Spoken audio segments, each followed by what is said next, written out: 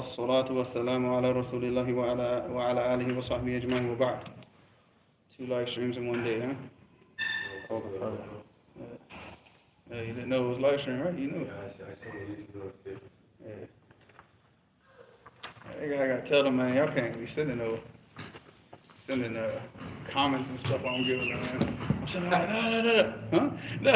Because I can see the comments popping up, man. I'm like, no, man, it's too tempting. I feel, you can't get the door open. Hussein, you might have to help your brother, man. He can't open the door.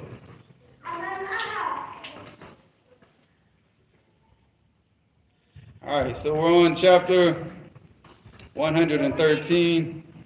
Babu ma'unati ar-rajuli akhahu. So this is the man is assist his brother. So ma'una, it means al-aun, it means to assist. From the verb what? What is the verb for assist? The verb for assist. Ta'awun. Ta'awun, it means that you cooperate together. For assist what? Sa'id. Subhanallah. No. Unsur. Ta'ana. Yu'inu. Ma'unatan. That's what I'm saying. What's the verb for this? Yeah. You say Allahu al-musta'an, nahnu nasta'inu billah, nahnu natlub minhu al-'aun. Alright, ولكن هو يعيننا في أمورنا كلها. Alright, so hadith number 220. حدثنا إسماعيل ابن أبي أويس قال حدثني عبد الرحمن ابن أبي زناد عن أبوه أبو زناد إمام عن عروة عن أبي مراوح عن أبي ذر رضي الله عنه أن النبي صلى الله عليه وسلم قيل أي الأعمال خير. So this hadith is reported on the authority of Abu Dhar, and what he said to the Prophet sallallahu alaihi wasallam, he said, which actions are best? So which are the best of actions? And of course, this is not ala al-hasr, all right, like this is it. This is, so you see from time to time the Prophet sallallahu alaihi wasallam would give different answers based on the situation, based on the need of the people, what they needed to hear, what they needed to work on. So this is not just like only this, no, but this is the answer for this hadith. قال إيمان بالله وجهاد في سبيله. So he said, Iman with Allah. What is Iman billah? What is the ta'rif of al-Iman that we took before? Believe in his wujud. Believe in ilahiyyah. Yeah, that's the maratib of Iman. What's the Iman? What is it? Al-Qawl? أو قول باللسان. وأول شيء, الإيمان بالقلب. قول باللسان. تصديق. Alright, القول باللسان. تصديق بالقلب. ها? تصديق بالقلب. Alright. والعمل بالجوارح.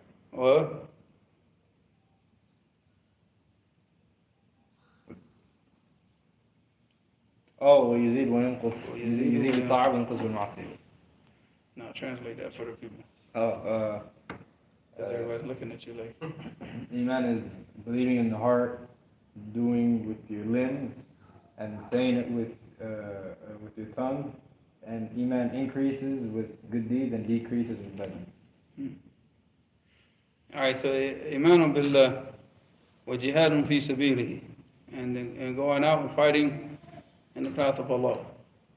Jihadun fi sabilihi is not like a lot of these wishy-washy, watered down the deen Muslims. Oh, here it means struggle in the path of Allah. No, if you see jihadun fi sabilihi, it means going out and fighting in the path of Allah. Period. Khalas. Alright, and jihad mashroor. Walakin, not the jihad that the Khawarij run around and yippity-yap about. Not the jihad of all these people that keep running their mouths on social media. No. What about those online? Huh? Those online. Well, like Danielle and all those people? Not like that type of jihad. Because that's not jihad fi sabilillah. That is jihad fi sabilillah iblis with taghut. All of them, like ISIS, Al-Qaeda. Everybody. Okay. Yeah, that's what I'm saying. The yippity-yappers on social media. Daesh. All of these people from the Khawarij. Khawarij is all of them. So no, this is jihad al-mashru'. Because the Muslims, they should be spending the majority of their time what? Seeking knowledge. Seeking knowledge and learning their deen like the Sahaba. The Sahaba did not spend all their time fighting. They spent their time with the Messenger of Allah sallallahu alaihi wasallam doing what? Learning their deen. When it was time to do what they had to do, they did it. No questions asked. Sami'na wa ta'na. That's that, you know. And they went out and they did it within the, you know, with the regulations of the Quran and the Sunnah. But we don't go around like you see like these jokers on social media where they spend their whole time jihad, jihad, jihad, sardiya, sardiya, sardiya, jihad, jihad. Nah, that's sufahat. They don't even know. Wallahi, ask them about what are the arkan of salat. They don't even know. What are the arkan al iman? They have no idea. What are, you know, what are the conditions of la ilaha illallah? Have no idea. So I mean, these jokers, akhi, no. We spend our time learning the deen, and when it comes time that we have to stand up and defend this deen, we do it. We don't run around and talk about it. It's not something that you do it. You stay quiet about it. When it's done, you go back to seeking knowledge and continue in your life. You know, so Allah Muslim, but you know, these people, Allah Muslim, they want to just, that's all they got, right? We talked about that before. Like, you know, there are certain people, they can only make a name for themselves in what? In times of fitna. They can't, you know, in the times of peace, in the times of building the Muslims, building a Muslim community, teaching the Muslims, you know, the tarbiyah, they can't do it. Because again, we said it, right? So a person who doesn't possess something can't give it. He can't give it because he doesn't possess it himself. So when it comes time to, like, you know, really educate the Muslims and get the Muslims to understand their deen and practice their deen correctly, these dudes are absent. They're absent. But then when it comes time for fitna, what? You know that little game, you hit the thing and the head pops up with? Yeah, that's what happens, man. They pop up all over the place in the times of fitna. And they can make a name for you watch their following. It always goes up what? Guacamole. Huh? Guacamole? Guacamole. Like yeah. I thought you said guacamole. No, definitely not guacamole. Don't insult guacamole. I don't even like guacamole, but I wouldn't call them guacamole. No, it says like guacamole. Oh, guacamole. John's Incredible Pizza. Alright, so he said after that, he said, well, jihadun fi sabilihi qila fa'iyo riqabi afdal. Now, riqab is what? He said, riqab is referring to a slave, a person who's been taken captive. And what they're talking about is which riqab is afdal, to pay and get and to buy his freedom or to free him.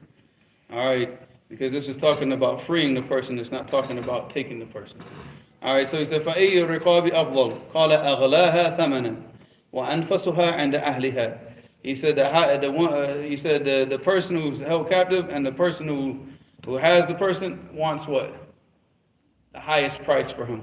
وَأَنْفَسُهَا عِنْدَ أَهْلِهَا. And he's the most beneficial and the best, you know, amongst with the people that he's staying with. Like he benefits them the most. Alright. قال فرأيت إن لم أستطيع بعض العمل. He said, do you not see if I'm not able to do some of the actions? All right, because of what? You know, al-ajz. You know, sometimes you know that's why the obedience to Allah subhanahu wa ta'ala is what? You need to have sabr. No, but it's an imastatat. Yeah, okay. It's maqroonun bil istita'a. It's connected with your abilities, because sometimes you're not going to have the abilities to do some actions. If you know, for example, if you get put on a no-fly list or something like that, well, then Hajj is out of the question, right? You're not going to make Hajj unless you can catch a boat going to Mecca. All right, so, you know, so certain things like that, you know, just from time you get old and maybe you're very feeble and weak and you can't fast. You can't fast, okay? There's certain actions that you won't be able to do. So that's what he's talking about, if you see. But when we talk about staying away from the sins, what?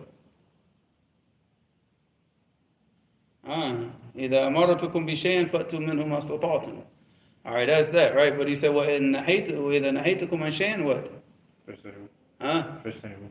And he said, no. فَإِذَا نَهَيْتُكُمْ عَنْ شَيْءٍ فَاجْتَنِبُوهُ.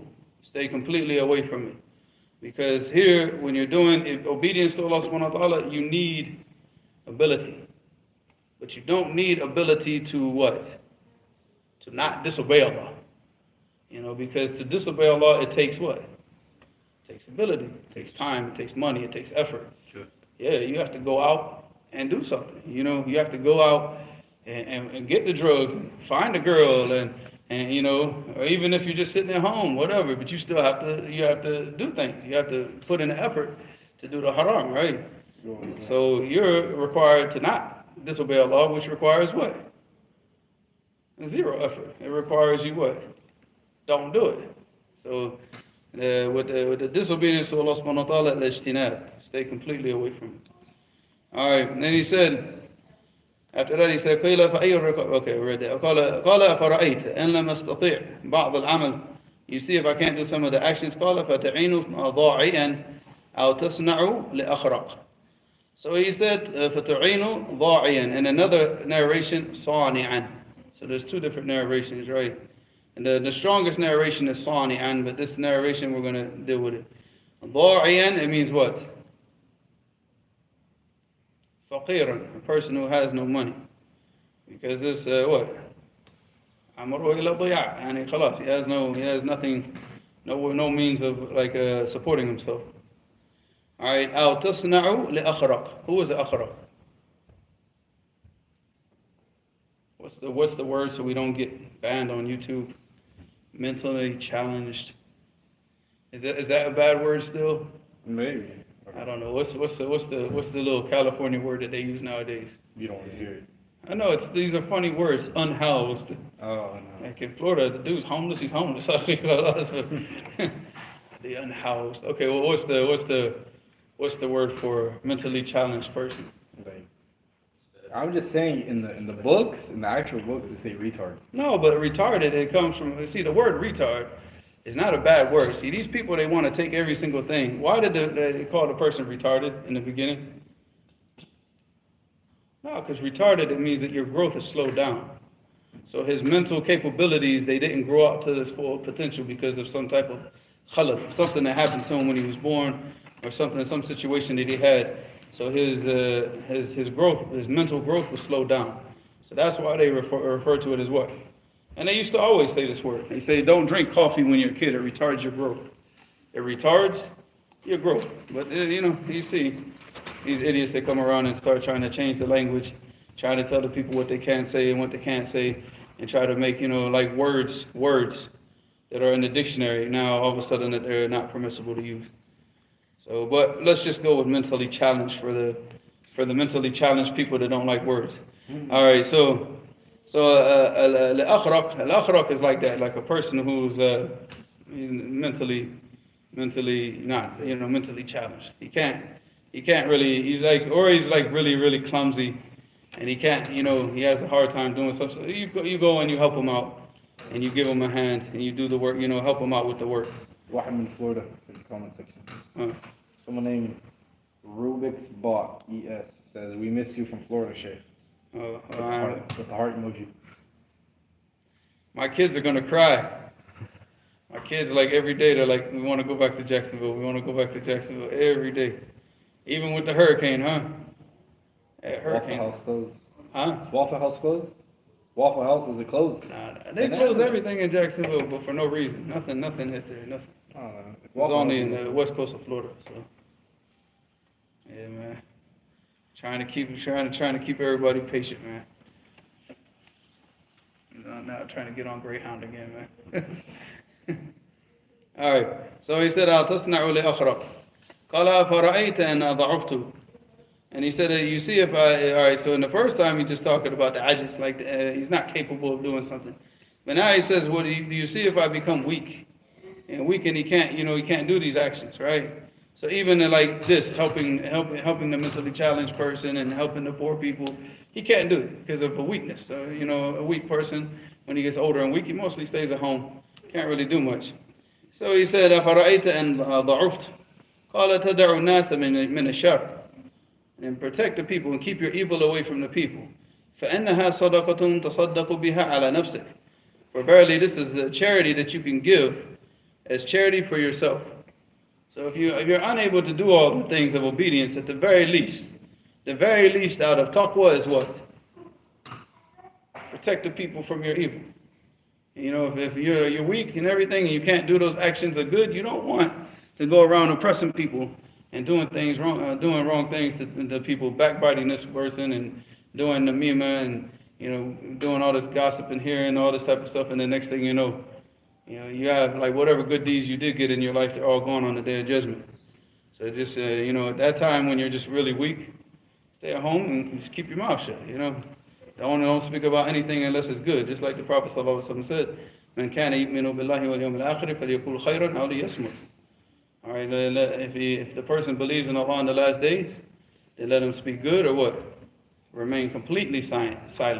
So there's two narrations. In one narration he said yaskut, and the other narration he said yasmut.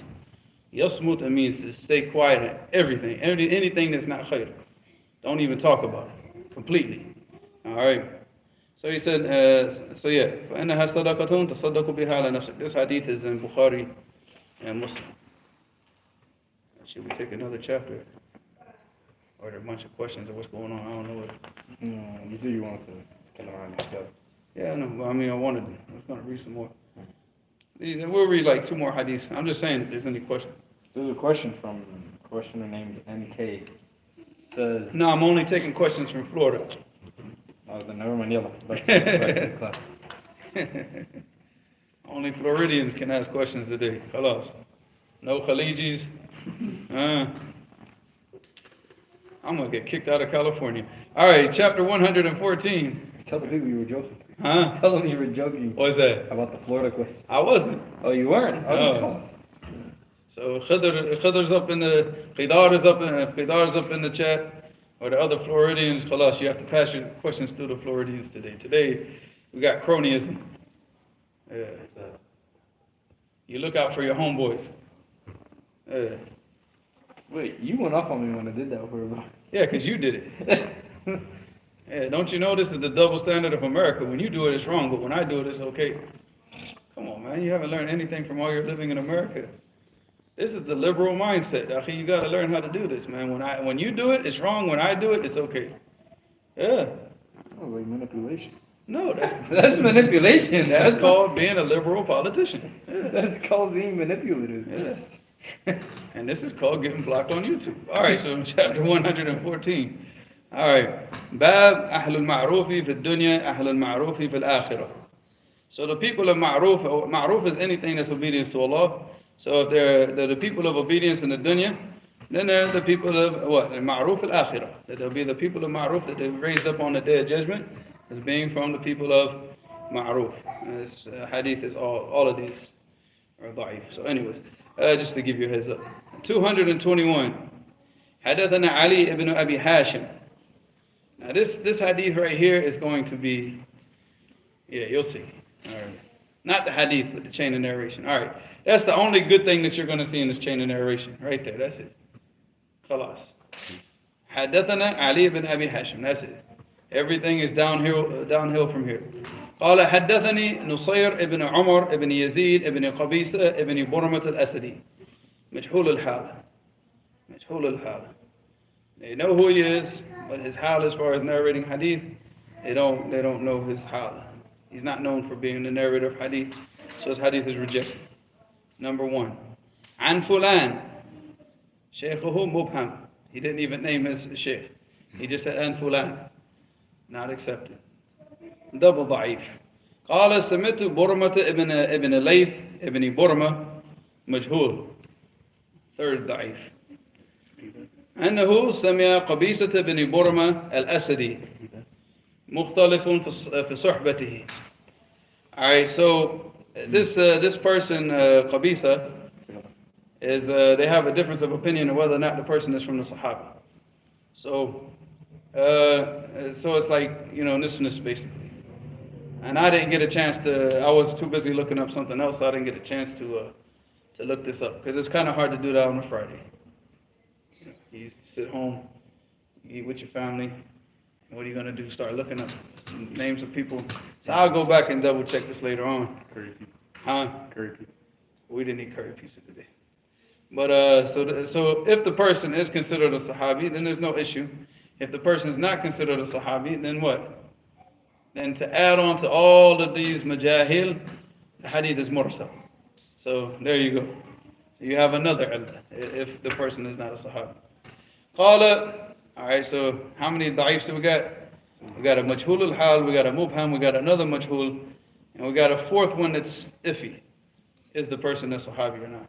قال كنت عند النبي صلى الله عليه وسلم. He said, I was with the Prophet صلى الله عليه وسلم فسمعته يقول, and I heard him say, أهل المعروف في الدنيا هم أهل المعروف في الآخرة وأهل المنكر في الدنيا هم أهل المنكر في الآخرة. So the people of Ma'ruf, the people of obedience, the people of what? Obedience to Allah, they're the people of obedience in the next life. And that's how they're going to be raised up on the day of judgment. And the people of Munkar, and the Munkar is what? Evil. Come on, man. Huh? It's a munkar. Yeah, anything that's evil. Yeah, any sin. Any sin is Munkar. So there will be the people of sin on the day of judgment. Hadith is da'if. Alright, so hadith number 222. حدثنا موسى ibn Ismail. That's about as far as it goes right now. Downhill from here. You ready? حدثنا عبد الله ibn Hassan al-Anbari. In the Tahqiq, it says في إسناده عبد الله ibn Hassan. I couldn't find anything about Abdullah ibn Hassan. He was the one that I actually spent the time reading about in Tahdhib al-Kamal. I couldn't find out any kalam about him, but he narrates from people that, aren't, his shuyukh are not very pleasing to the eye. So, here in the Tahqiq it mentions him amongst the other people that are weak in this chain. I didn't find anything about him, so I don't know. I need to check. I checked Lisan al-Mizan. I couldn't find his name in there. That's a start, because Lisan al-Mizan is dealing with what? Huh? The change of narration. No, the Lisan al-Mizan is dealing with the people in the chains of narration that are weak. Dealing with the du'afa. So if he's not in there, that's the start. Then I looked in the Tahdhib al-Kamal and I found him, but I didn't find any issues about him. But that's not the bad part. The bad part here. حدثنا حبان ibn Asim, majhul. Alright, so he's majhul. So we're on the road again. Alright, وكان حرملة أبا أمه فحدثتني صفية ابنة عليبة ودحيبة ابنة عليبة. Both of these, Safiya ابنة عليبة and Duhaybah ibn Ulayba, both of them are majhulatan. Majhulatan. And in fact, they're not on any narration except for this chain right here. You see this chain, this is the only time that they get narrated in a chain of narration for hadith. So this hadith is da'if, but it's a beautiful hadith. I'll give him credit. It's weak, but it's good. Alright, the wording of it is nice. Alright. وكان جدهما حرملة أبا أبيهما أنه أخبرهم. So he said, وَكَانَ أَجَدُّهُمَا حَرْمَلَةً. So Harmala was their grandfather, أَبَا أَبِيهِمَا, and the father of their father, أَنَّهُ أَخْبَرَهُم, and he's the one that informed them. عن حرملة ابن عبد الله رضي الله عنه. So Harmala ibn Abdullah, he said, أنه خرج حتى أتى النبي صلى الله عليه وسلم فكان عنده حتى عرفه النبي صلى الله عليه وسلم. He said he left out, خرج حتى أتى النبي. He left out until he caught up with the Prophet sallallahu alaihi wasallam. And he was with him until حتى عرفه النبي, until the Prophet sallallahu alaihi wasallam recognized him. All right. فلما ارتحل قلت في نفسي. And then when they set off, he said to him, أنا قلت في نفسي, I said to myself, والله لا أتين النبي صلى الله عليه وسلم حتى أزداد من العلم. He said, I'm going to go to the Prophet sallallahu alaihi wasallam so I can increase in knowledge. فَجِدْتُ أَمْشِي حَتَّى كُمْتُ بَيْنَ يَدَيْهِ. So I went out, I left, and I walking until I was standing in front of him. فَقُلْتُ مَا تَأْمُرُنِي أَعْمَلُ. He said, what do you command me to do? قال يا حرملة. And this is the Messenger sallallahu alaihi wasallam. يا حرملة ائت المعروف واجتنب المنكر. He said, do the things that are what? In obedience to Allah, and stay away from munkar, stay away from the sins. Alright, very simple advice, right? Alright, ثم رجعت, then I returned. حتى جئت راحلة, until I went with the, what do you call that? Caravan. Yeah, that's how they did it. The caravan that was going. ثم أقبلت, and then I what? Then I returned. Oh wait, then أقبلت what? Like turn. It means different things. What do they say? Yeah, so to return back to the place. Alright, because it couldn't have mean Aqbaltu, and that he went back and returned back to the Prophet, or Aqbaltu, yeah, so Aqbala means what? Generally what? I accept. Aqbaltu هذا. Yeah, I mean, in the nikah قبلت no, that's قبل يقبل أنا قبلته قبل. yeah, قبلت. But أقبلته can be face, it can mean to turn back to, other meanings. So depending on the context. حتى قمت مقامي, until I stood in the place I was standing. قريبا منه. So the place that أقبلته, we returned back. حتى قمت مقامي, till he stood up in the place that he was previously standing in. قريبا منه, close to the Prophet صلى الله عليه وسلم. فقلت يا رسول الله. So I said, O Messenger of Allah, ما تأمرني أعمل? He said, what do you command me to do? قال يا حرملة ائت المعروف واجتنب المنكر وانظر ما يعجب أذنك أن يقول لك القوم إذا قمت من عندهم فأته وانظر الذي تكره أن يقول لك القوم إذا قمت من عندهم فاجتنبه. Beautiful. This is why I said it's beautiful advice. Beautiful, beautiful advice. So he said to him again, he said, ائت المعروف واجتنب المنكر. Go do the ma'ruf. All right, do the good deeds. Stay away from the bad deeds. But then he added this time. He said, "Wandur, and look, ma yarjibu udhunak. Look at what you would want your ears to hear. And yaqulu lak al-qawm, for the people, like you would want to hear the people say about you." All right, he said, "Idha qumta min indihim." So if you were to leave the people, what would you want the people to say about you? Oh, he's like this. Oh, he's like this. He said, then do that. Do the things that you want the people, what? To say about you. If you want to say, like, for example, you want the people to say about you, he's a righteous person, he reads Quran, he does this, and do those things. Not to like do it for the people, but do those things that you would like want to hear about yourself, right? And do them. All right. وَانظُرِ الَّذِي تَكْرَهُ. All right, and also look at the thing that you hate that the people will say about you. إِذَا قُمْتَ مِنْ عِنْدِهِمْ, if you stood up from them, فَاجْتَنِبْهُ. So what are the things that you would hate the people to say about you? You know, oh, he's like this, oh, he does this, and stay away from those things. Stay away from those things. Because obviously you would look at all the praiseworthy qualities, and those are the things that you want the people to say about you. You wouldn't say, oh yeah, I would love the people to say about me, I'm stupid, and I'm dumb, and I'm an idiot, and I have no morals, and is that what a person would say, that he wants the people to say? Wallahi, even the dumbest person on the face of the earth hates to be called ignorant. You understand? So everybody, that's the one thing, that's one of the sharaf al-ilm, akhi, wallahi, the honor of knowledge is that everybody wants to be, everybody wants knowledge attributed to them even though they don't seek it, and they don't read books, they don't memorize, they don't do anything. Even the most ignorant person, if you go up to him and say, fool, you're ignorant, what do you think he's going to do? He's going to get angry. If you wanted to make him smile, what do you say? Man, you're smart, dude. You're really, really smart. You really got potential. And you think, what he's going to start to feel good. Start to have a little, maybe I can do something. My teachers never told me that before. Because your teachers always treat you like you're stupid. All right? That's because they are. All right? Faculty shay like your teachers are dumb, so that's why they treat their students like they're dumb. That's why they're teachers, because they're stupid. All right. Because, what do they say? They say those who do, can. Those who can't, teach. All right. You heard this before. Those who do, those who can, I got it backwards. Those who can, do. Those who can't, teach. What does that mean? Like you go to law school, right? But you failed at becoming a lawyer. So what do you do now? Yeah, you teach law.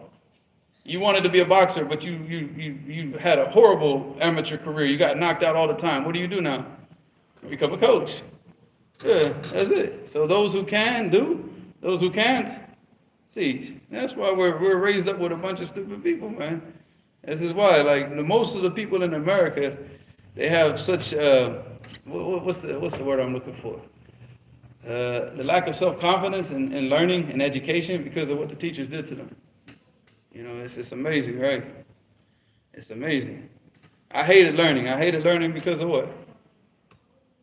Because of teachers. Like the teachers literally made me hate and made me think I was stupid.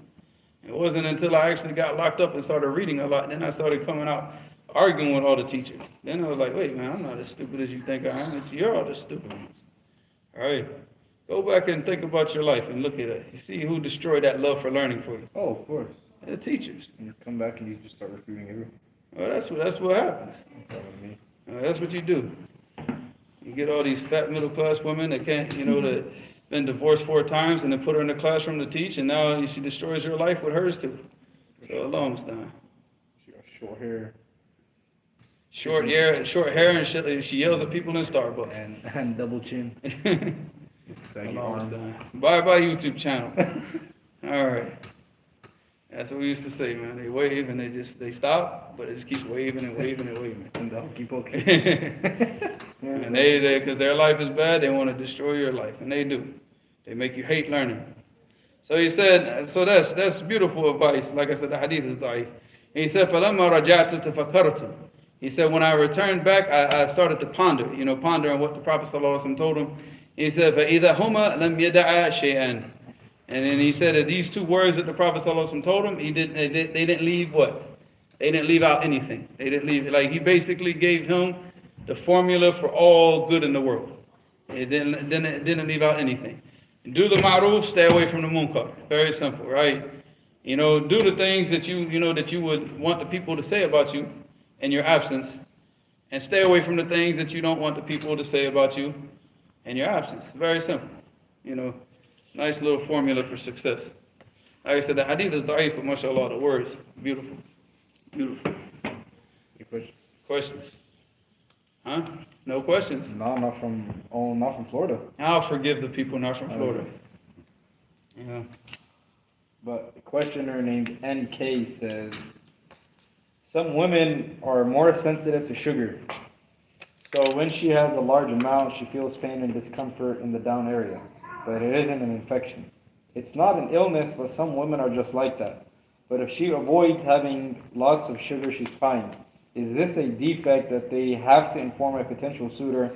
And if so, is there a way they can inform him without her father finding out? I mean, it's not like a defect to that point, but the man should be aware the man should be aware at least that she shouldn't have sugar. To that point. I mean, it's not a defect, like there's something wrong with her. If she doesn't have sugar, she's fine, right? Khalas. So maybe she has some type of allergy or some type of problem with sugar. It's not an issue.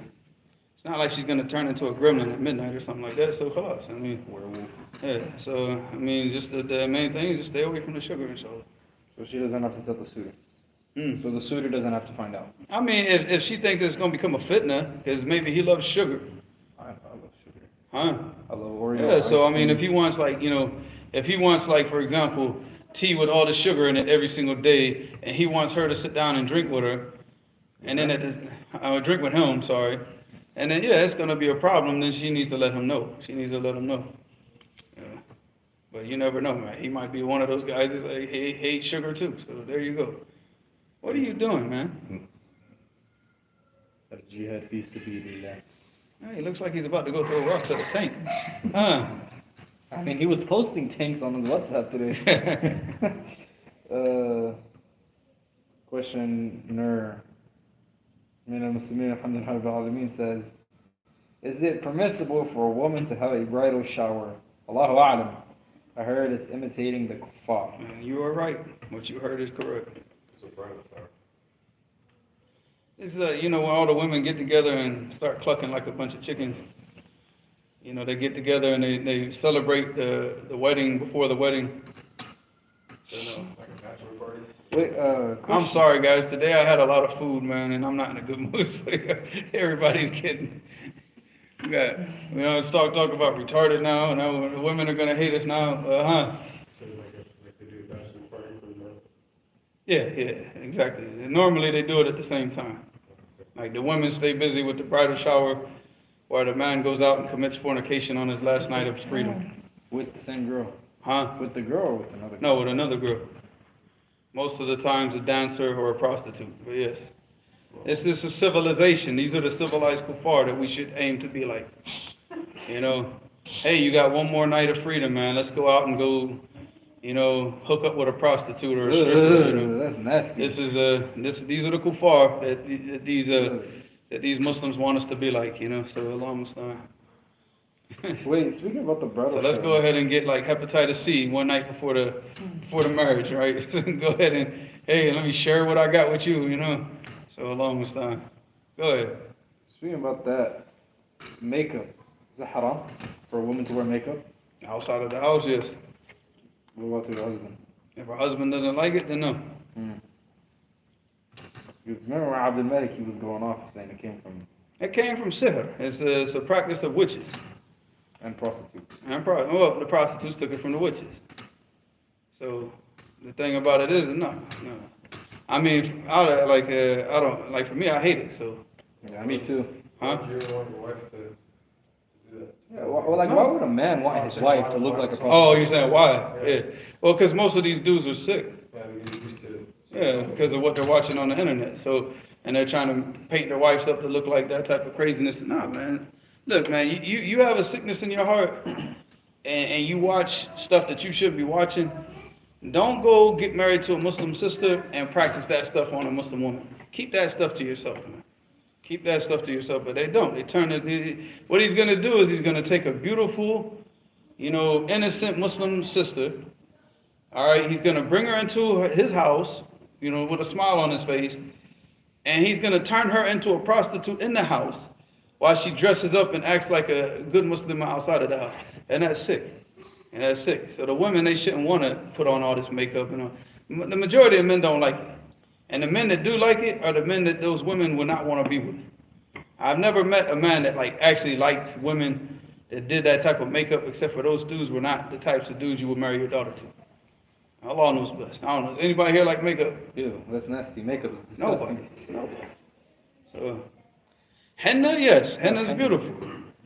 Henna is very beautiful. That's mashrur. Do all the henna you want. Just don't do it on your face. You're not trying to run around here looking like a rapper or nothing like that. Oh, Yeah. So wouldn't even women wearing makeup in their house be haram since tashabbuh bil kuffar? Who's she wearing it for? If her husband doesn't like it. But it would still be muharram, correct? I wouldn't go that far, man. If the ulama haven't said it's haram, I'm not gonna. Hey, you go back and check what Sheikh Mubaz said about it. Sheikh Al-Albani is against it. Huh? I know what Sheikh Al-Albani said. That's why I said if her husband doesn't want her to wear it, then it's haram. Khalas, there's no questions asked. If the man wants her to wear that stuff, then that dude, Allah Mustaan. Sheikh Al-Albani, he said makeup is haram for women. I sent it to you, what he said. I believe what Sheikh Al-Albani said. So, I was going to say, this questioner is from Hamid Jamal. But he's not from Florida, he's from New York. Oh yeah, khalas, skip. Questioner name. Go ahead.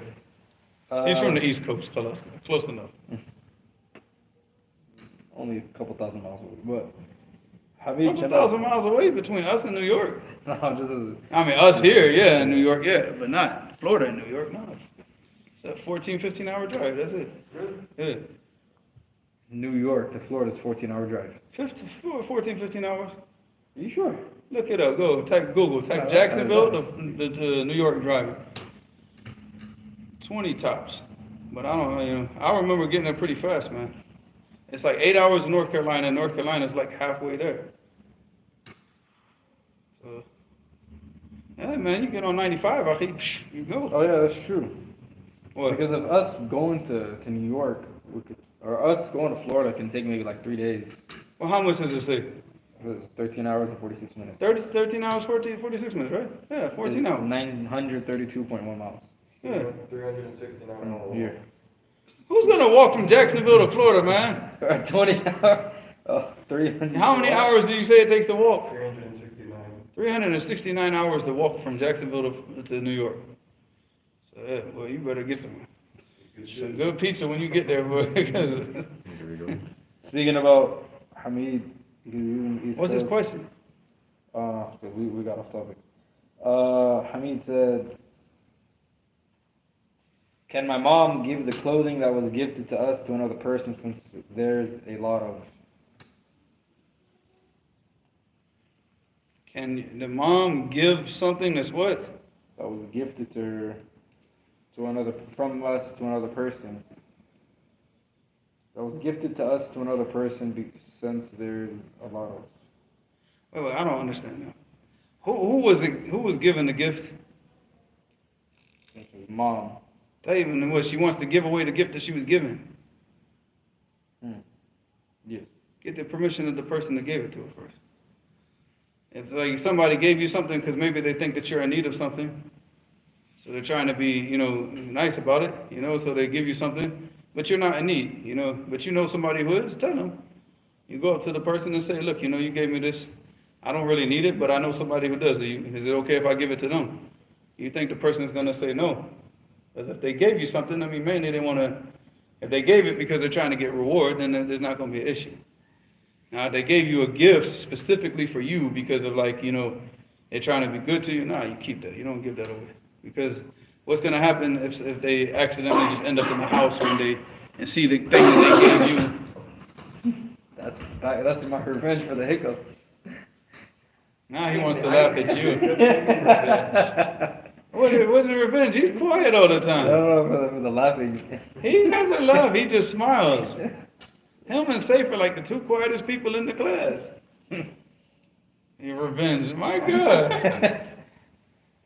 All of us, whenever that happens, we just pretend like we don't hear anything. Revenge, man. Call it the truth? No. Questioner named Abdurrahman says, is there a difference of opinion among any one of the Sahaba about if the dead person can hear the living? I don't know.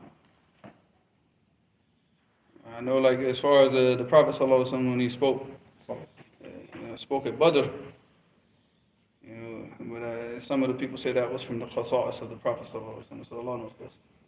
Is it true that also other than when the dead person is placed in the grave, is it true that animals can hear the dead person being punished in their grave? Everybody can hear it except for the jinn and the ants. Because there's a video that went pretty viral, a man, he went with a parrot, and obviously it was a talking parrot, and it was going around through a calf at a graveyard, and the bird, before it went inside the graveyard, it was happy, it was cheering. When it walked inside the graveyard, his eyes opened from fear, and it just started screaming and it tried to fly away. But yeah, even in when we're in Damaj, because in Damaj the graveyard is just out in the open. There's no fence around it. So you got the dogs, they go all around Damaj, the dogs and the cats, but none of those dogs and cats go anywhere near that graveyard ever. Because in that graveyard is buried the students and others, and the Maji people, Shia, are buried in that graveyard. So a whole bunch of different people buried in that graveyard. I've never seen a dog walk through the graveyard and it's open. I've never seen a cat, dog. Whenever they would go around it. They would go all the way around it.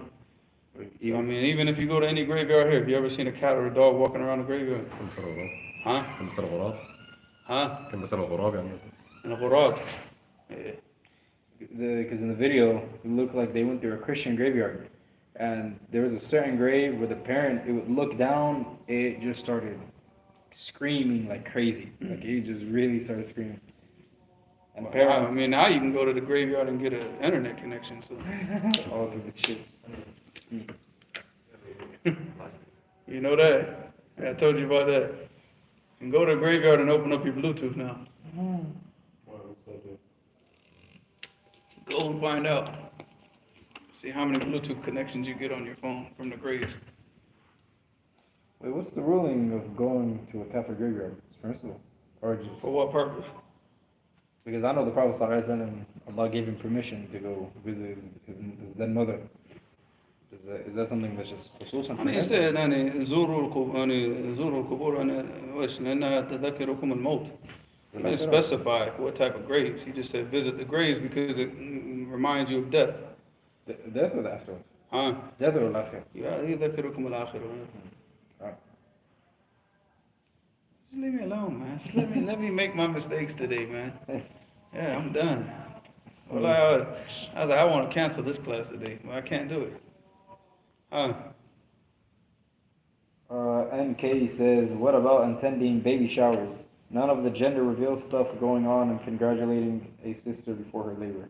No, you have a walima. Khalas, from Islam, walima. Khalas. Are you talking about for the baby shower? Oh, I'm not paying attention. I'm going back to the other question. Yeah, that's it. Khalas. So we have what we have in Islam. We don't need anything else. So baby showers, No. are they haram? Yeah, of course. Okay. I have nothing. No part in this deen. No, I was just making it clear for the question. Yeah. I have a walima. Khalas. A walima and a aqiqah. Khalas. Al-Muslimin, alhamdulillah, Rabbil Alameen says, And generally, what the people do, I don't know what they do in America, and I don't want to stay here long enough to find out. But in Yemen, when the woman has a baby, once she brings the baby home, all the women, they come and they visit, and they bring diapers and stuff that the woman's gonna need, and other things. They give her gifts, right? So then she's gonna do the same thing when those women get pregnant and they have a baby, but like not a baby shower, like she's about to have the baby, and then no, that's not. It's not even a custom from amongst the Muslims. Min al-Muslimin, alhamdulillah, Rabbil Alameen says, is it permissible? Why do I keep hearing that name over here? There's nobody. No, okay, that's right. You have been asking questions from other people. Is it permissible That's the phone away from it. Is it permissible? Revenge. Is it permissible a women's section for the walima?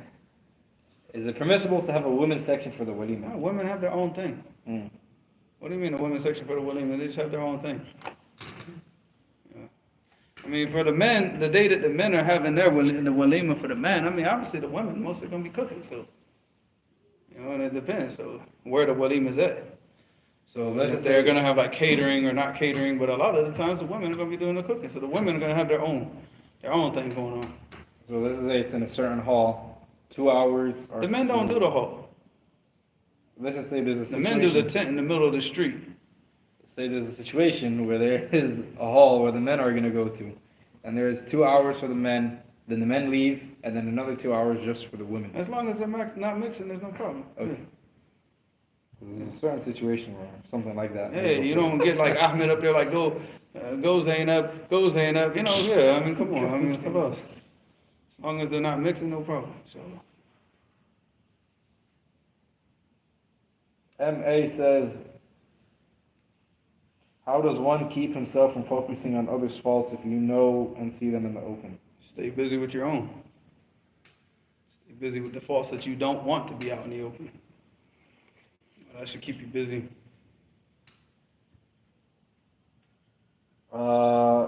Questioner name, I think, Samir R.I. Muhabbi Shaheen says, Doesn't sound like he's from Florida. sounds like Indian. Go ahead. Says, have you read the Protocols of Zion? Yes. What's that? Nothing. Don't want to get this channel banned.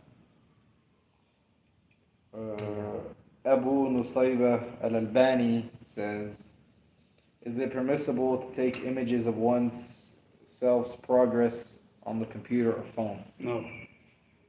But what about the progress, but there's no face, it's just progress? Progress for what? Like taking a picture of a car. Like, okay, I'm building it from scratch. Day two. I don't think that's what he's talking about. I think he's talking about taking, like, dudes that get involved in exercising, and then they want to take progress of their body. Why would you sit there and take, So who are you doing it for? Saying like, who are you doing it for? Yeah, I mean, you're doing it for strength, and your progress is in the strength that you gain. It's not in how you look. Look at a lot of those dudes. I mean, look at a lot of these fighters, the guys that are cut up and all that, and you see this other dude, he's strong. You can see like he's a strong dude, but he's like skinny, but he's not very cut up, and he smashes this guy. It's about strength. It's about the nerves. It's like, it's not even about all this like what you look like anyways. It's about the strength that you have. And the strength that you have can't really be measured in just how much you can lift. And, even that's not going to measure that. Because how many of those dudes that can lift a lot, they get smashed by a smaller guy? Who ends up being a lot stronger in that scenario, in that type of situation. So that's what you're looking for. You're looking for strength. A Muslim, if he's trying to exercise and work out, it's to fight. It's not to. We're not trying to look good for the girls. It says to protect the girls from these kuffar, from these dirty, rotten, fasted kuffar that try to do things that are wrong with the girls, and from the fusaq of the Muslims that try to do things that aren't good with the girls. So that's what we do it for. So, I mean, I could care less what you look like. You know, a lot of those dudes all cut up and all that stuff, they don't do nothing on the battlefield anyway, so who cares?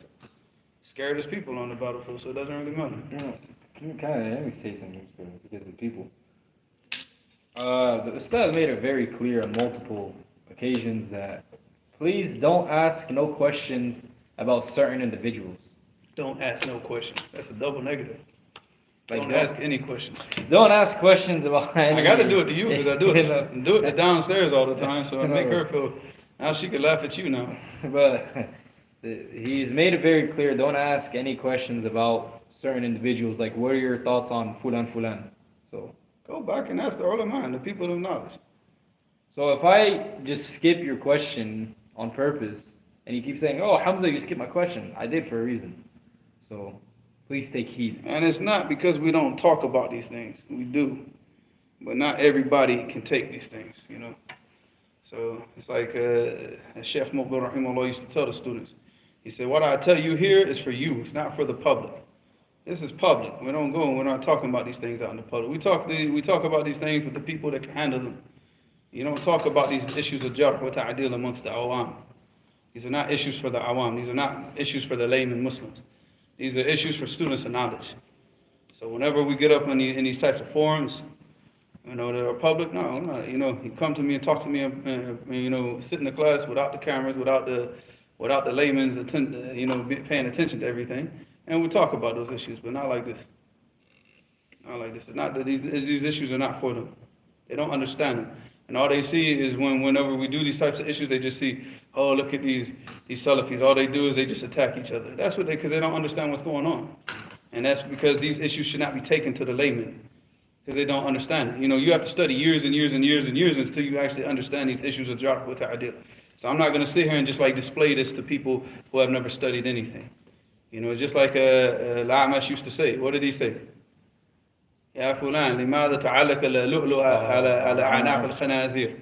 You know, because the guy was sitting there giving a hadith to like anybody in the street. And then Al-A'mash went up to him, he said, why are you hanging pearls on the necks of pigs? You know, the pearls being the knowledge, the deen, and you're just just taking these expensive pearls and just hanging it on the necks of pigs. Like, what are you doing?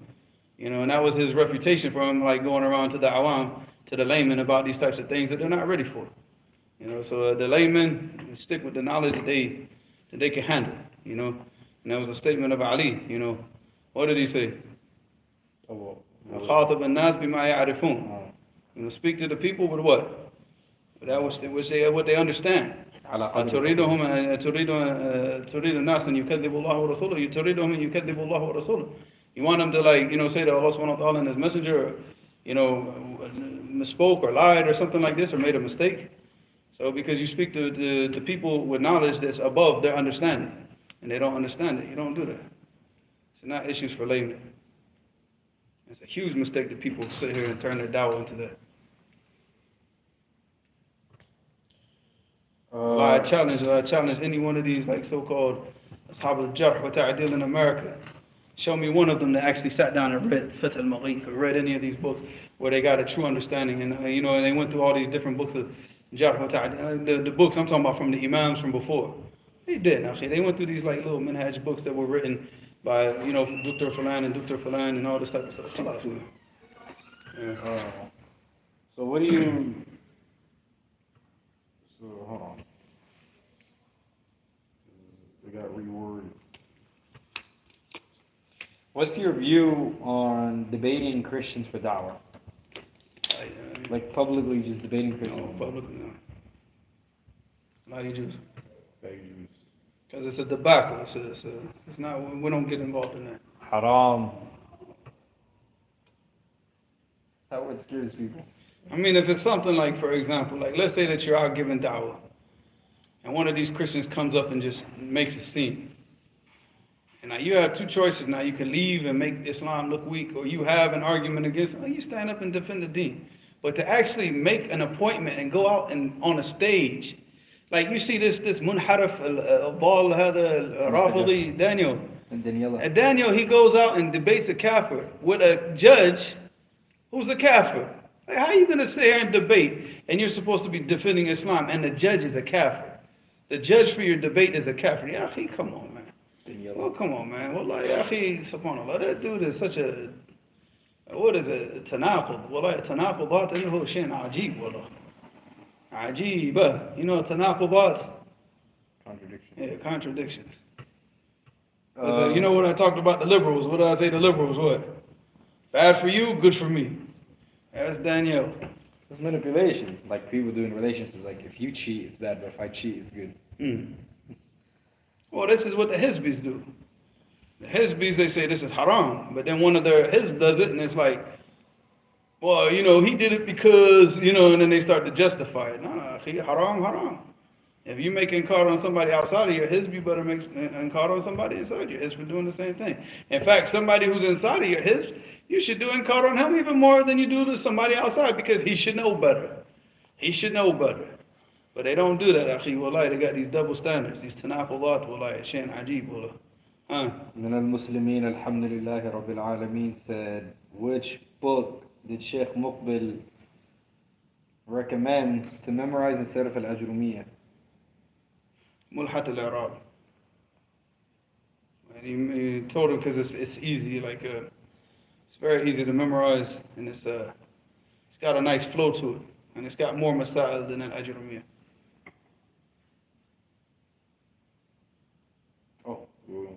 Oh, you want me to say something else? I thought you were going to keep it going. Imam al-Hariri. Al-Hariri. Was Khalid al-Azhari Salafi? He was from I don't know. I don't think so. Abu Nusayb al-Albani says, is it permissible to shave the mustache or is it disliked? Disliked. Haram. I mean, I don't know of anything that would make it disliked. It's from the fitrah, it's the qas al-shawarib, qas al-sharib. The qas, like to trim it, just like that, to trim it, but to shave it off now.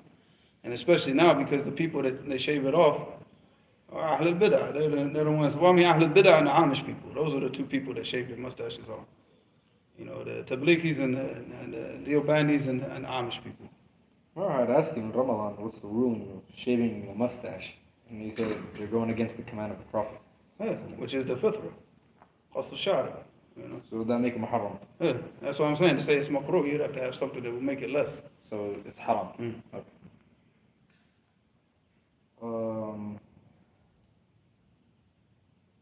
The same questioner said, is it permissible to shave baby on the cheeks or beard in general? What's that? Is it permissible? Shave a baby? Like the cheeks of a baby or beard in general? Why would you shave the cheeks of a baby? What did he do to you? Isn't that like some form of child abuse or something? That's child torture. No, he said baby hairs. He corrected himself. It was baby hairs. Like, is it permissible to shave baby hairs on the cheeks or beard in general? No. Anything that's in this place of the beard. It starts from like there all the way down. It's not permissible to take anything from that. Speaking about, because you know Isbal is haram, right? I'm not saying me, but if a man wears a onesie, that would be haram because he's doing it's Isbal. Because actually, wallahi, that sounded so gay. No, because if someone has a kid, if someone has a kid, all right, you know how they always they put the little baby boys to wear like that little onesie for little babies. Would that be permissible? Or would that be haram? Or if he just brings it above his ankle. No, but it's one piece. Like you need to put the whole thing inside. Actually, why would you want to wear that as a Muslim? No, I'm saying for babies, like newborn babies. I told you because obviously because it goes past the ankles. Well, the babies are not mukallaf anyway.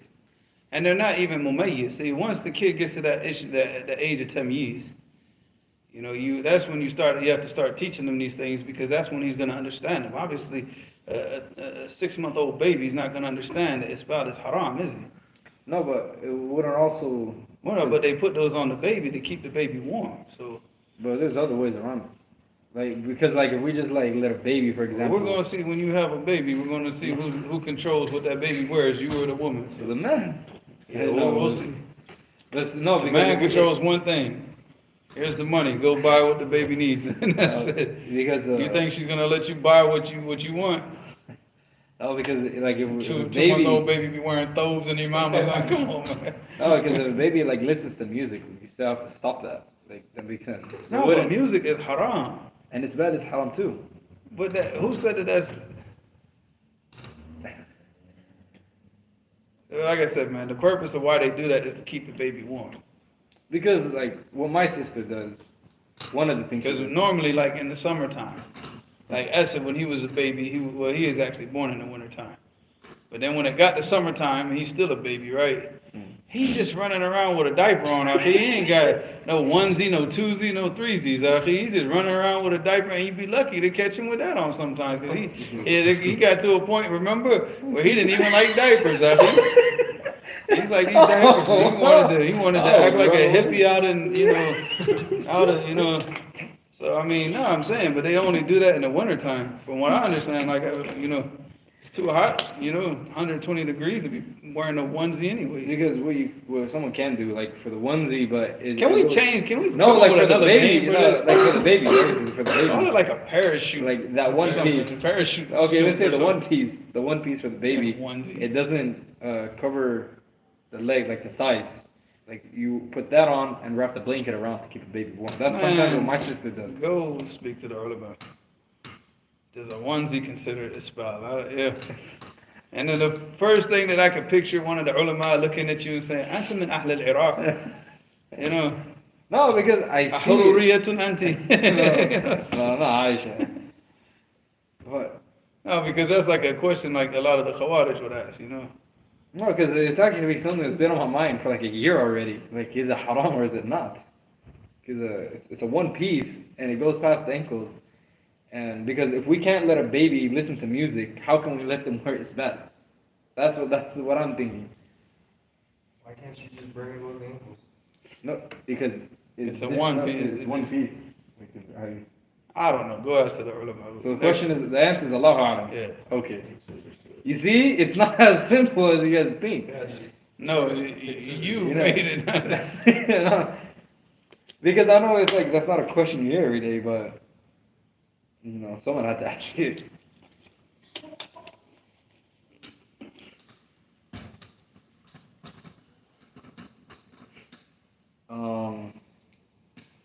Well, like those hazmat suits, right? But that's something different because that's something that's like a need. But you have to get into the suit with your feet and everything. Among us. Yeah, so that's not like really calling that isbal because you got no choice. But that's different because obviously if you have to put on a suit like that, that's not the same thing as a baby. But go ahead, man. Destroying the babies, huh? Umar says, what should a person do if they met a jinn? Run away and recite. You run away, you just recite. Where you gonna meet a jinn at anyway? I don't know, an abandoned hotel with a manager inside. You're not gonna meet no jinn. They're not gonna come in no physical form. The only time they come in the physical form, you won't know he's a jinn anyways. Can they mess with stuff, like knock something over? Actually, I've never seen that before, honestly. Actually, But I have seen, like there was a brother, I won't say his name on here, because he's known, but he had an issue where the jinn was turning on the gas in his house and biting his daughter and things like that. Yeah. Like his daughter would wake up with bite marks on her arm and the gas was on, and they had to have people come in and recite on the person on his house. So. Because when I was home alone, parents were in Yemen. Did the two burglars come and try to break in your house? No, because I was You got walking. the paint cans I was walking through the living room, and I literally seen like the thing where you put the iron on. It just there was no one there. It just went like this, and it just flipped up. So obviously it had to be a jinn because you can't just, You're supposed to tie the iron.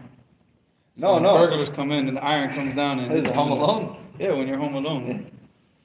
No, the movie. So when I was home alone, I had to do it, man.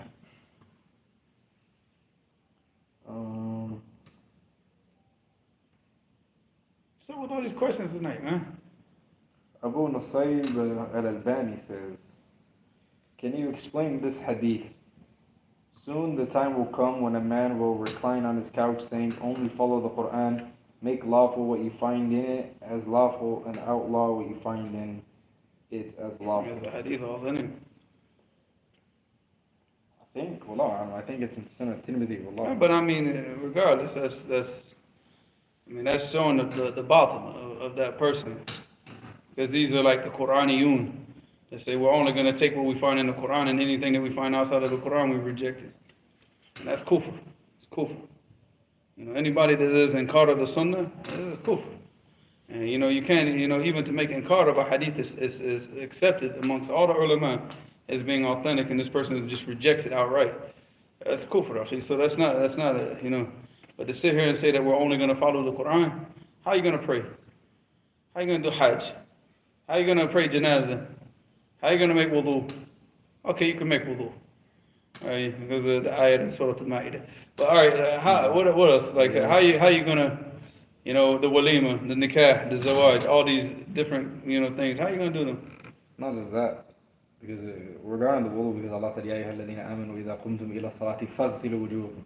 So if you just only pay attention to the verse, it says that every single time you want to get up for the prayer, you have to do wudu. Yeah, but that's still permissible. But that's not the case. That's not the issue. The point is that you can still do wudu. But everything else in the deen, how are you going to call the adhan? Where's the adhan in the Quran? Where is the awqat of salat? Where is the miqat of hajj? How do you know to go in the ihram and what's halal for the ihram and what's haram for the ihram? How do you know all the different rights of hajj? Every single thing, and so that's foolish anyway. I've seen someone online who was like that, who rejected hadith. They're like, well, so I can't just stand on my prayer mat and bow, that's not considered salah. I mean, it's not salah for him, because if he rejects hadith, he's not a Muslim in the first place. So khalas. He can do whatever he wants. He can do backflips and call it salah. It doesn't really matter. Once he rejected the hadith, khalas.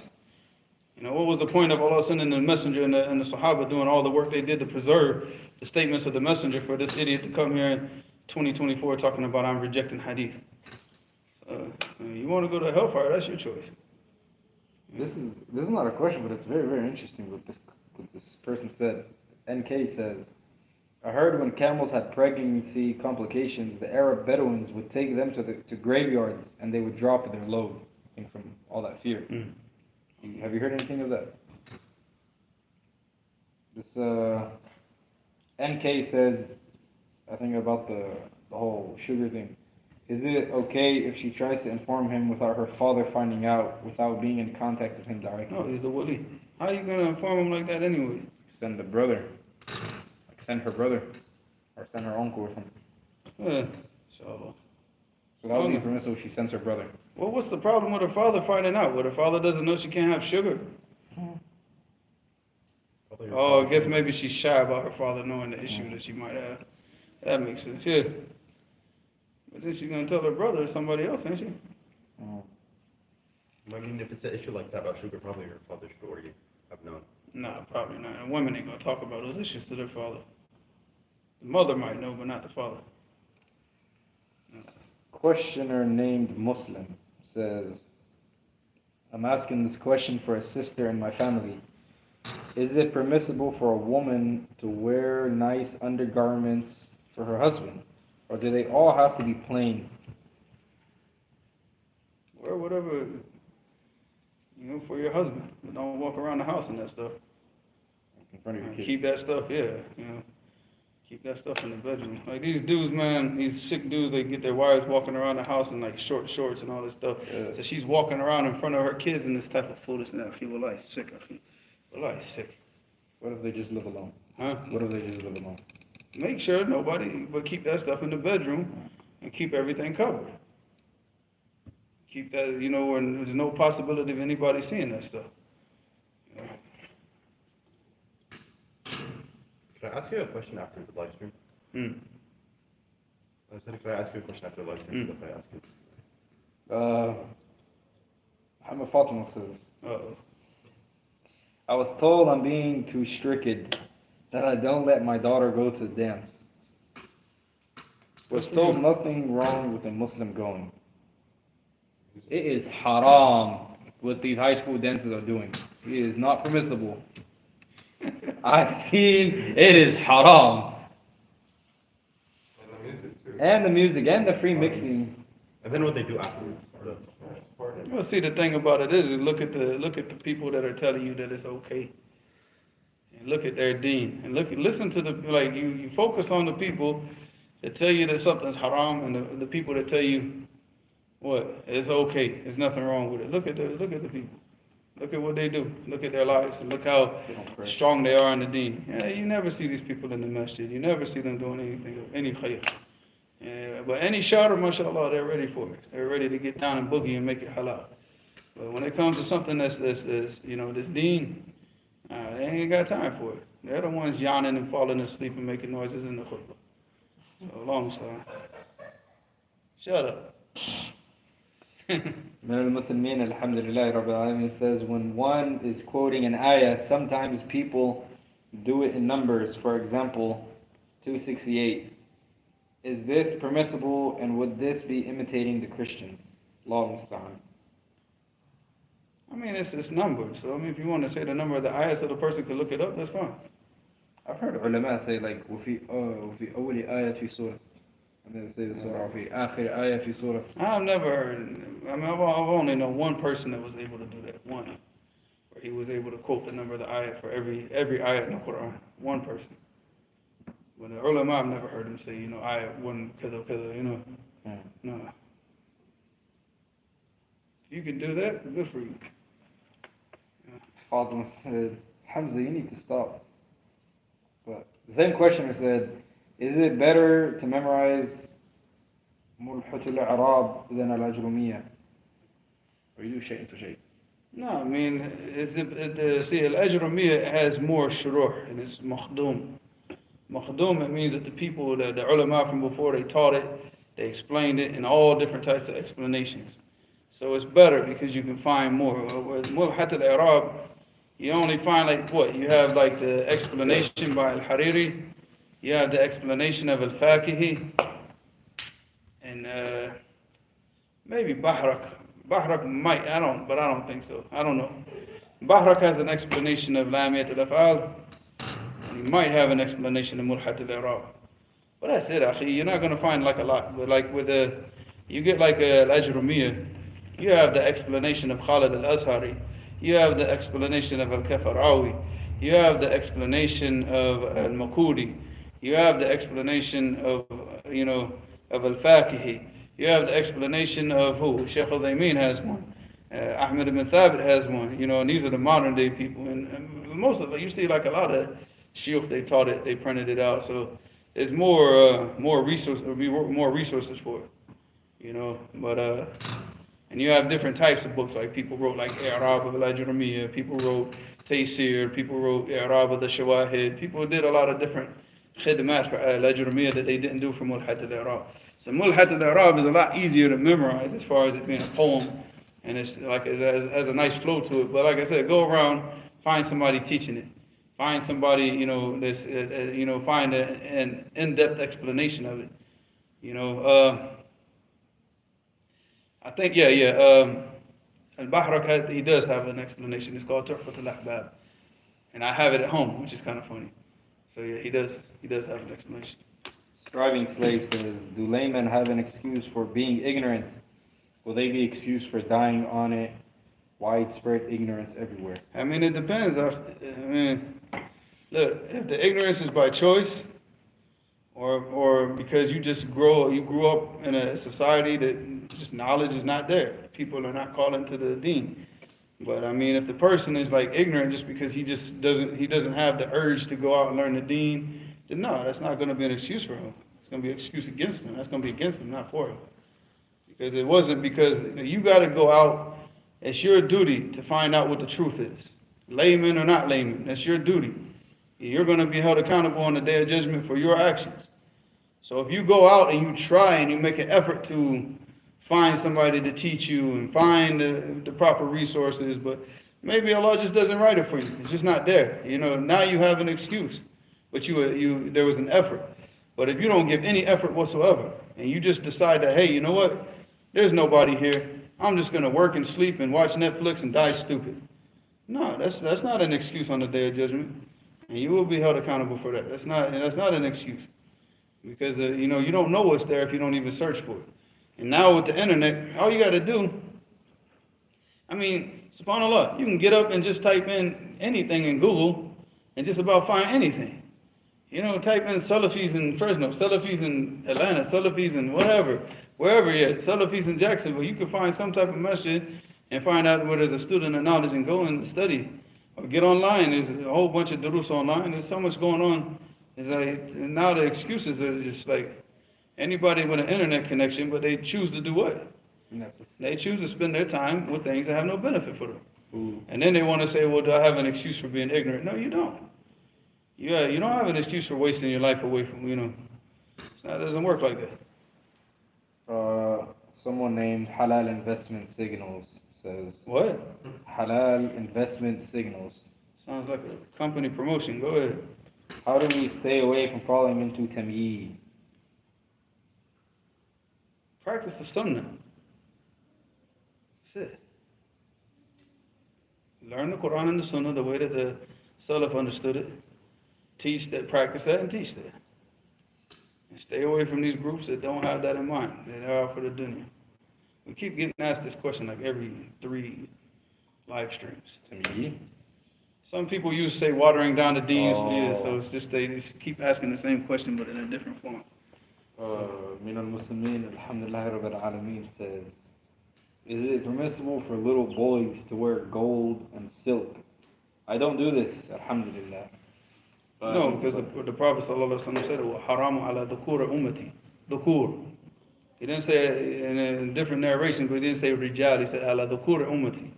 Dhukur is the males, all the males, period. So it's not permissible. And why would you do that? Why would you sit there and start treating your kid like a little girl when he's a man? Treat him like a man. He's a boy. Treat him like a boy. You don't start, what are you going to do? Put a dress on him next and start making him like belly dance? Come on. You know, no. It's like he's a boy. Start teaching and treating him like a man. You know, buy him a military outfit or something. You know, do something like that. But like, come on, man. You sit there and put a silk shirt and a gold chain on him like that word that I don't want to say right now. It begins with an F and ends with a T, but yeah, you understand. And has a G. And it has a bunch of G's in it. Can I buy a vowel? All right, so go ahead.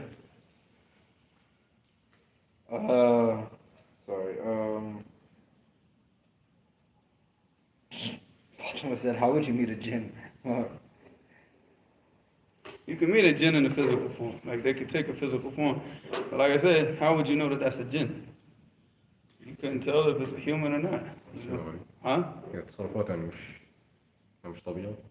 أخي meth heads have تصرفات not طبيعية مش طبيعية. So I'm about way here. No, here I meant here for the khutbah. I seen right on I was coming off the exit. I seen it looked like a homeless couple enjoying meth together. You know, match made in the hellfire, man. Seriously.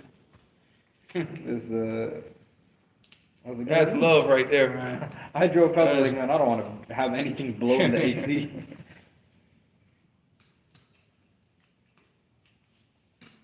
I guess Abdul Malik's on the live chat or no? Probably at the hospital. Striving Slave says قد تكلمت عن هذا الأمر كثير بس he says what age can younger kids be mixed with opposite gender? Yeah, we already talked about it. The age of tamyiz. We kept talking about that maybe like at least 2 different times.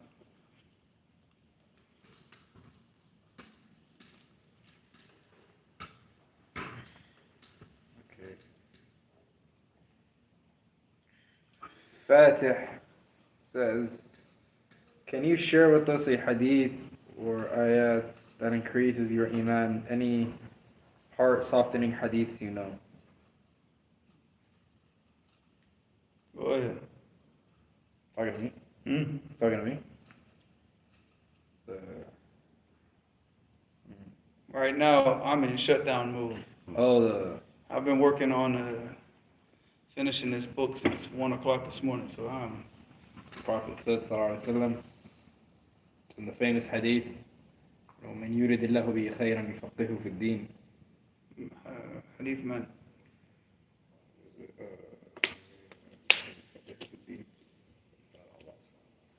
Mu'adh?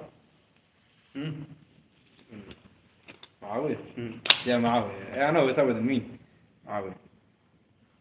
Explain it to the person. Oh, the Prophet said, sallallahu alaihi wasallam, that what it means, whoever Allah wants good for, He gives him the deep understanding of the deen. And the Prophet also said, من التمس طريقا يلتمس فيه علما سهل الله له طريقا إلى الجنة. Which means like, and whoever takes on a path to seek within it knowledge, Allah will make his path to al-Jannah easy. And the Prophet said, sallallahu alaihi wasallam, in a hadith on the authority of Abu Hurairah, You look radiallahu like a kung fu anhu. ninja, man. Go ahead. The Prophet said, sallallahu alaihi wasallam, in a hadith, and it's reported on the authority of Abu Hurairah, radiallahu anhu, and where he said, والله إني لأستغفر الله وأتوب إليه في اليوم أكثر من 70 مرة. Well, just go and follow the classes in daily hadith. There you go. Because that's what he's giving you, what he's memorizing daily hadith right now. Go ahead. Nothing else. No, he said ayat, so can I quote one? Can I quote one? Like,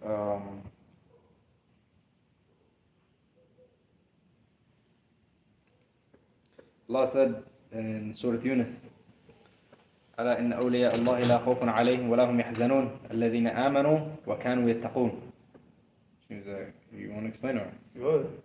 Then Allah said in the Quran, like, Allah, like, unquestionably, indeed the allies of Allah, like the friends of Allah, there is no fear for them, nor will they be saddened. الذين آمنوا, those who used to believe, وكانوا يتقون. We gotta explain that better. لا خوف عليهم ولا يحزنون. خوف عليهم إيش؟ فيما يستقبلون. ولا يحزنون يعني فيما قدموه, right? From what happened from before. So there is no fear for them in the next life for what's coming, and there's no huzn for what's gone past, because they die, they leave their families, and they leave everything, but there's not going to be any sadness for them. They're not going to feel any sadness, because what Allah subhanahu wa ta'ala is going to give them from the blessings in Jannah is going to make them forget all of that anyways. Yeah. No, I said, sorry. I said, I just remember right now. الذين آمنوا وكانوا يتقون. No. الذين آمنوا وكانوا يتقون. So those who used to believe and they used to fear Allah. So, I mean, to me, I find that as a heart softening ayah. Assassin. We go over the word assassin before. Where did it come from? Yeah, I know you know it, but did they know it? It's an Adab al-Mufrad. Huh? It looked like you were going to open Adab al-Mufrad, so I said it's an Adab al-Mufrad. Assassin is an Arabic word, you know that, right? I didn't tell you the story before. No. Yeah, I did. We didn't talk about that before in the class. Assassin, it comes from the word hashashin, from the people who smoke hashish. Because a guy, his name is Sabah. He was a Shia Bataniya leader. And he wanted to get rid of all the leaders. He wanted to get all them assassinated so he could start to spread his batil. So what he used to do is he used to take the people that he wanted to recruit to go out and kill these people in authority. He would give them like a strong drink that was made out of hashish that would knock them out. So, you know, if you drink like a strong drink made out of hashish and you go to sleep, you're asleep, you know, you're out. So while the guy's knocked out snoring, they would drag him into another room. And in this other room was just a garden. And he would have women coming up to him with no clothes on, the most beautiful women in the country. You know, they with no clothes or nothing, but she's got drinks. And he wakes up and he's like, where am I? And who are you? She's like, I'm Hur Ain. And this is Jannah, you know. So she's saying that these are, if he had understood, if he actually understood and read the hadith and understood the characteristics of the Hur Ain and what they look like, you know, the women of Jannah. These are women that are just created for people to go to Jannah. You know, so these women have never been touched, never nothing, you know. So here he goes, he wakes up and she says this to him. And he's like, I want you. She's like, you can't have me. Like, but what? She said, here, drink this though. You can have this. And she said, when you die, you can have me. So he drinks the drink, gets knocked out again, and he wakes up in front of Mr. Salah. And he wakes up, he's like, where am I? Where's the girl? He's like, and he's talking to her like, what girl are you talking about? And he said, I saw a beautiful woman. She said she's Hurur Ain and all this. And he said, oh, no. He said, that's in Jannah. He said, you do what I tell you to do and you get the girl. And boy, they used to send them off to go kill all the kings and all this. Boy, they would walk right up into the dude and just kill him. And they were called the Hashashin. And that's where the word assassin came from. Because these kuffar, they learned from the Bataniyah. The same people that Daniel and his cronies want us to ally with. They want us to ally. Imagine that the kuffar learned about this from them, from the Bataniyah. They even took the word assassin and popularized this word. This whole secret society garbage. Where did they get this stuff from?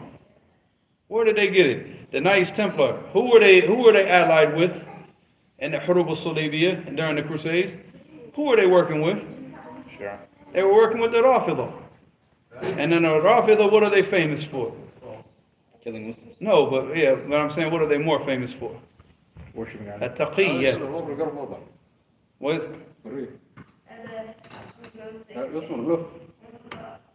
وش يعمل؟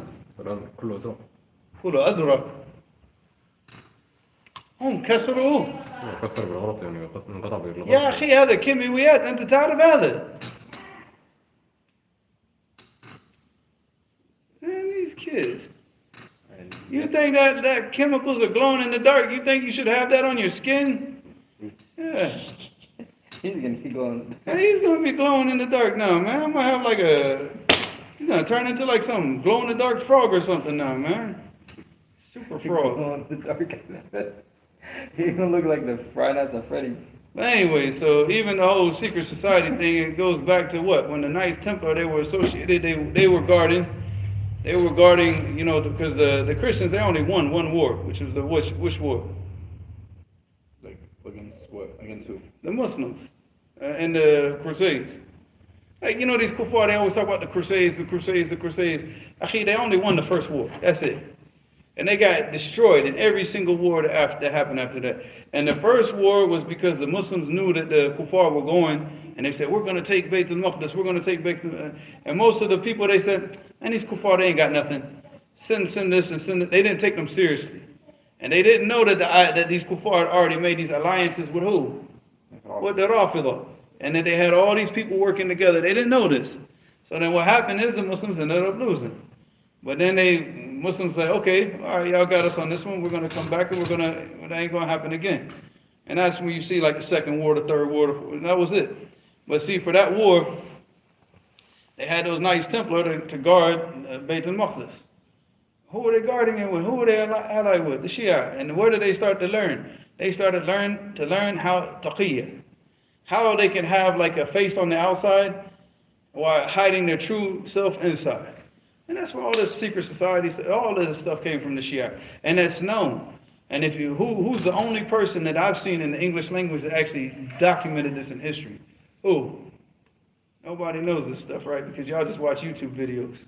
Nesta Webster, she has a book, it's called, look it up, it's called Secret Societies and Subversive Movements. I think that's the name of the book. What? Secret Societies and Subversive Movements. Oh, we're definitely getting back to date. This video is going to be, teacher, what happened what is this, 94 or 93? 94. What happened to lesson 94? That's the website. Is that the name of it? Yeah. Secret Societies And and Subversive Movements. Yeah. And that's the Webster. yeah, next stage was. Yeah. Read that book. And she goes in and she details. I haven't even read that book. I only read I saw the chapter and I was like, subhanAllah, she's the only Kafir I've ever seen that actually told the truth about this. Like, detailed it. This is where these kuffar learn all this stuff. They learn all this stuff about the secret societies from their alliance with the Rafidah. Yeah, Danielle. Yeah, Danielle. That's what Danielle's calling us to, huh? Who you working for, Daniel? Kareem Abu Zayd. If I'm not Nah, mistaken, also I believe that Ibn Taymiyyah, rahimahullah, he said that the Rafidah, they helped, they like assisted the Mongols in destroying Iraq. Yeah, everybody, any fitna that caused destruction in the Muslim world, from the time of Abdullah ibn Sabah to now, they've been behind it, directly, indirectly. Yes, they've been involved in every single atrocity, every single atrocity. The kuffar attacked the Muslims; they're right there allied with them. So these people that are calling us to ally with them, wallahi, who are y'all working for? Who are y'all working for? Seriously. Someone named Kleenex. Kleenex, hot you. Says if someone has a car and they want a motorcycle too, is it permissible for him to get it if the government mandates insurance? Does it make a difference if he is using it to Man, save? get what you need, akhi. Get what you need. Stop calling yourself Kleenex. Call yourself fine. Fine, you know what fine is? Oh, y'all Americanized, man. Fine is the Yemeni Kleenex. So they, like, you know how everything they call tissue here, they call it Kleenex, right? So in Yemen, they're going to do the same thing. Yeah, akhi, hat fine. Yeah. You probably hear your father say this all the time. See, Mandil. Huh? Mandil. Nah, Mendil. Nobody says Mendil now. Oh, they do. In Sana'a, that's what everyone would say. No, everybody says hat fine. When I was in Sana'a, everyone said Mandil. No, fine, actually. I've never heard Mendil. Maybe it's something new, but that's what they I said in knew I Sana'a. was there for 15 years, actually. I was saying recent. I said recent, like in 2021. I've never heard anybody say, I mean, Mendil is known amongst the older people, but I've never heard like nobody. Because if you buy like the tissue, it says fine. That's what it is. That's the company name. You can buy Kleenex, but it's more expensive. Fine is cheaper. Fatih says, what should a day in the life of a student of knowledge look like? And read the book. I have videos of. Do I have videos about that? Yes, you do. I listened to them too. The characteristics of the student of I knowledge. watched them. All right, so I've discussed that before. Omar says, how do we help or advise younger brothers in their teens who are very effeminate? I have a young cousin who loves female singers, female fashion, and speaks very girl-like. Start calling him Becky. If he doesn't like it, which he probably won't, then say stop acting like Becky. Hello Kitty. He's like obsessed with this. No, I was like, you look like a Hello Kitty.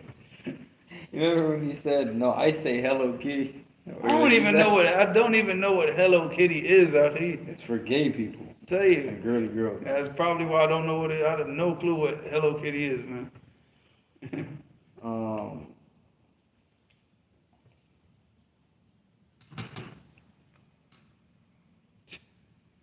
For the last question, well, I can't tell if he's smiling. Are you That's smiling? what I'm saying. Got a terrorist in that house, man. Okay, now we're really gonna get shut down. Saying that there's a questioner, min al-Muslimin, alhamdulillah, rabbil alameen, says, Where's my glow in the dark son at? Hey, Glowing in the dark? he spilled all that chemical stuff.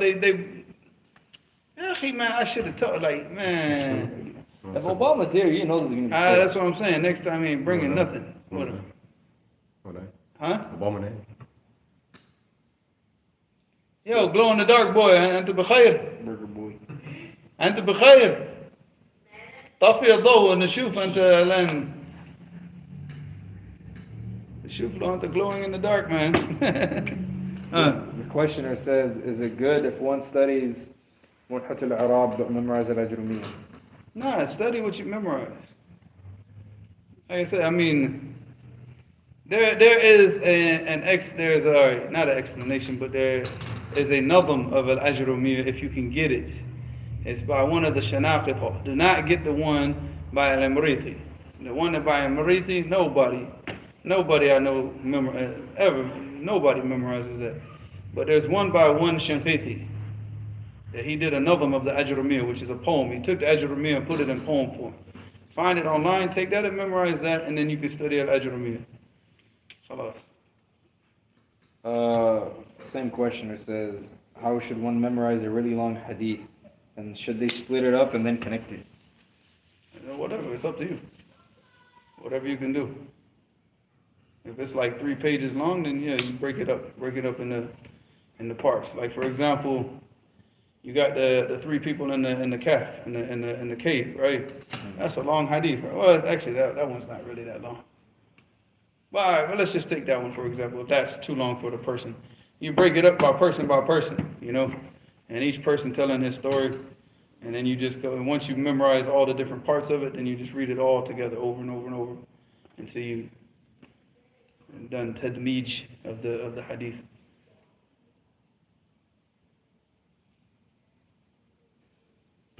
خلاص.